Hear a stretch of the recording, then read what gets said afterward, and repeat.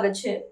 વડોદરા મહાનગરપાલિકાની ચૂંટણીમાં પરિવર્તનનો પવન। વોર્ડ નંબર 14માં કોંગ્રેસના 2 ઉમેદવારોએ મેળવ્યો શાનદાર વિજય। વડોદરા મહાનગરપાલિકાની સ્થાનિક ચૂંટણીના પરિણામોમાં વોર્ડ નંબર 14 ખાતે કોંગ્રેસ પક્ષે નોંધપાત્ર સફળતા હાંસલ કરી છે।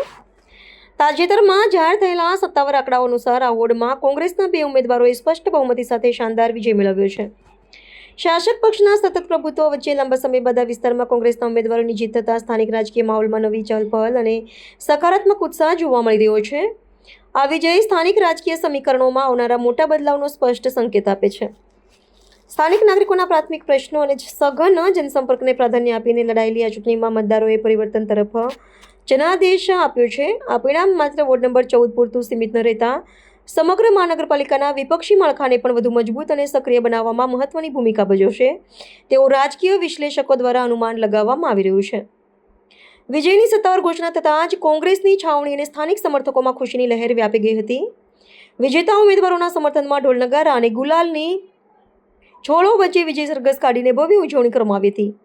નવનિર્વાચિત જનપ્રતિનિધિઓએ આ જંગી જનાદેશ માટે સ્થાનિક જનતાનો આભાર માન્યો હતો અને ખાતરી આપી હતી કે તેઓ વોર્ડની માળખાગત સુવિધાઓ અને સ્થાનિક સમસ્યાઓના સત્વરે ઉકેલ માટે સંપૂર્ણપણે કટિબદ્ધ રહેશે।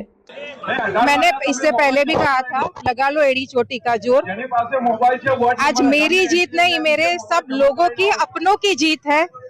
आपने जो आशीर्वाद मुझ पर दिया है, मैं सच में काम करके बताऊंगी। बूंद बूंद से जैसे समुंदर बनता है, ऐसे दीपा मधुबाई